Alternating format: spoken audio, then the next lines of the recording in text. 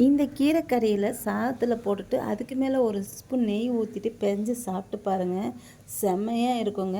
மறக்காமல் சேனலை சப்ஸ்கிரைப் பண்ணி வச்சுக்கோங்க. ஹாய், எல்லோரும் எப்படி இருக்கீங்க? இன்றைக்கி நம்ம சிசிலி வித் ராபியா சேனலில் கீரைக்கடையில் நம்ம ஊர் ஸ்டைலில் கீரைக்கடையில் தாங்க செய்ய போகிறேன். என்னடா எல்லோரும் நம்ம ஊர் ஸ்டைல்னு சொல்கிறேன் அப்படின்னு நினைக்காதீங்க. நான் எல்லா விதமான சமையலும் செய்வேன். அதிகமாக எங்கள் ஊர் சமையலும் இருக்கும். இன்றைக்கி நம்ம இந்த கீரைக்கடையில் தான் எப்படி செய்கிறது அப்படி சொல்லிட்டு பார்க்க போகிறோம். என்னோட இந்த வீடியோ எல்லாம் உங்களுக்கு பிடிச்சிருந்தா கண்டிப்பாக என்னோடய சேனலை சப்ஸ்கிரைப், கமெண்ட், லைக், ஷேர் பண்ண மறக்காதீங்க. இப்போ நம்ம ஃபஸ்ட்டு கீரை எப்படி கடையிறது அப்படின்னு சொல்லிட்டு அதுக்கு தேவையான பொருட்களும் சேர்த்து பார்த்துடலாம்.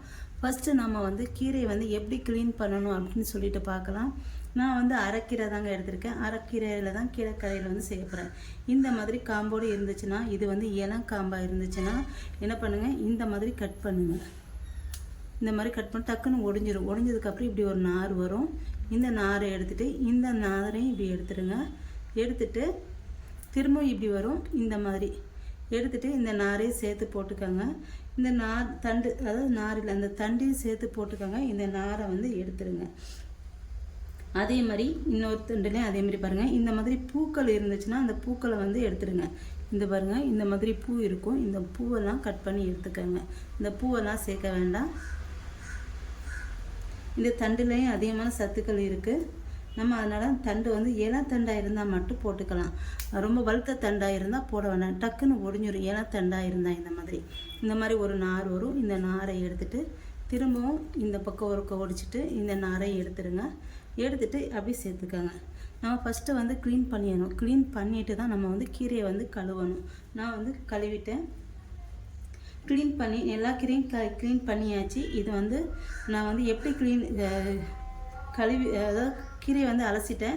எப்படி இதை உங்களுக்கு க்ளீன் பண்ணுறது காட்டணுங்கிறதுக்காண்டி நான் இது 2 துண்டை எடுத்து வச்சு உங்களுக்கு எப்படி க்ளீன் பண்ணணும் காட்டியிருக்கேன். அடுத்து இதுக்கு சின்ன வெங்காயம், இதுக்கு சின்ன வெங்காயம் தாங்க போடணும். சின்ன வெங்காயம் ஒரு 6 சின்ன வெங்காயம் போட்டுருக்கேன். 6, 7 சின்ன வெங்காயம் எடுத்து வச்சுருக்கேன். அடுத்து ஒரு சின்னதாக ஒரு தக்காளி எடுத்து வச்சுருக்கேன். அடுத்து தாளிக்கிறதுக்கு ஒரு சின்ன வெங்காயம், ஒரு 2 பல்லு பூண்டை நல்லா தட்டி எடுத்து வச்சுக்கோங்க. அடுத்து ஒரு 1/4 ஸ்பூன் ஜீரகம், 2 காஞ்ச மிளகாய் எடுத்துக்கோங்க. அடுத்து 1 ஸ்பூன் தேங்காய் நான் துருவி வச்சுருக்கேன். இப்போ இதையும் எடுத்துக்கலாம். இப்போ இது எல்லாத்தையும் எப்படி செய்கிறது அப்படின்னு சொல்லிட்டு பார்க்கலாம் வாங்க.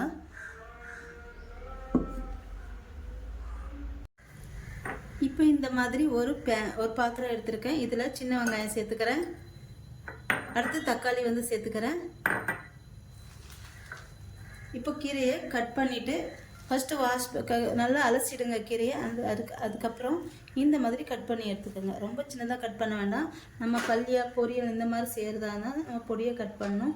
இது அரைக்கீரை தான், சீக்கிரம் அரைக்கீரை வெந்துடும். அதனால் கொஞ்சம் இந்த மாதிரி கட் பண்ணால் போதும். சேர்த்துட்டு இதில் கொஞ்சமாக உப்பு சேர்த்துக்கிறேன். இப்போ தேவையான உப்பு சேர்த்துக்கலாம்.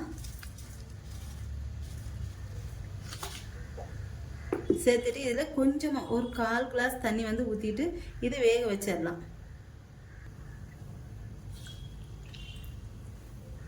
ரொம்ப தண்ணி சேர்க்க வேண்டாம். இது மேலே இருக்குது பார்த்தீங்களா, வேக வேக இது ஏன்னா கீரை கொஞ்சம் கொஞ்சமாக கம்மி ஆகிடும். கீரை கொஞ்சம் கொஞ்சமாக இறங்கிட்டே இருக்குது. கீரை நல்லா வெந்துட்டு வருது. இப்போ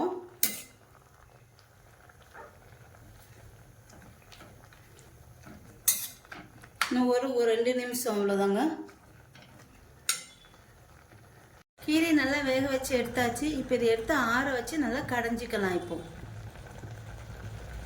கீரை நல்லா ஆறிடுச்சு. இதை ஒரு மிக்சி ஜாரில் கொடுத்து குறப்பாக நான் அரைச்சி எடுத்துக்கிறேன். ரொம்ப நைஸாக அரைக்க வேண்டாம்.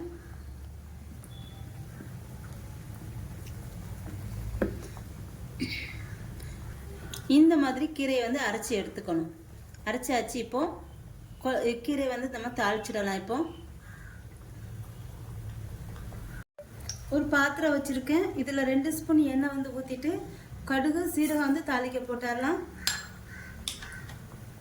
அடுத்து 2 காஞ்ச மிளகாய் எடுத்து வச்சுருந்தேன், அதையும் சேர்த்துக்கிறேன்.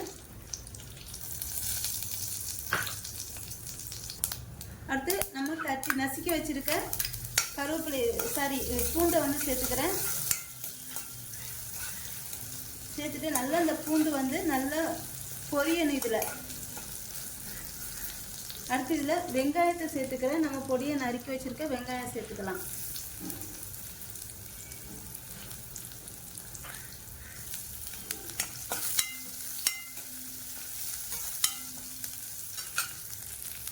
இப்போ வெங்காயம் பூண்டு எல்லாம் பொரிஞ்சிடுச்சு. இப்போ வந்து நம்ம கீரையை வந்து கடைஞ்சி வச்சுருக்க கீரையை வந்து சேர்த்துடலாம். இதில் கீரையை சேர்த்துறேன்னா இப்போ சேர்த்துட்டு இதில் நம்ம தேங்காய் துருவல் வந்து 1 ஸ்பூன் எடுத்து வச்சுருக்கோம்ல அதை வந்து சேர்த்துக்கிறேன்னா லைட்டாக தண்ணி அரைச்சி ஊற்றிக்கலாம். இப்போ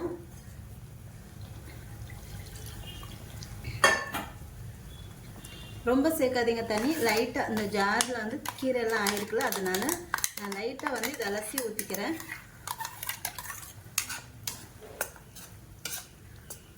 இது தொட்டு சாப்பிட்றதுக்கு சாதத்தில் போட்டு சாப்பிட்றதுக்கு அவ்வளோ சூப்பராக இருக்கும். இது வந்து இப்போ தேங்காய் துருவல் வந்து சேர்த்துடலாம். நான் 1 ஸ்பூன் தேங்காய் துருவல் தாங்க எடுத்துருக்கேன், ரொம்ப வந்து எடுக்கலை. சேர்த்துட்டு இது வந்து ஒரு கொதி வந்ததுக்கப்புறம் நம்ம ஸ்டவ் ஆஃப் பண்ணிடலாம்.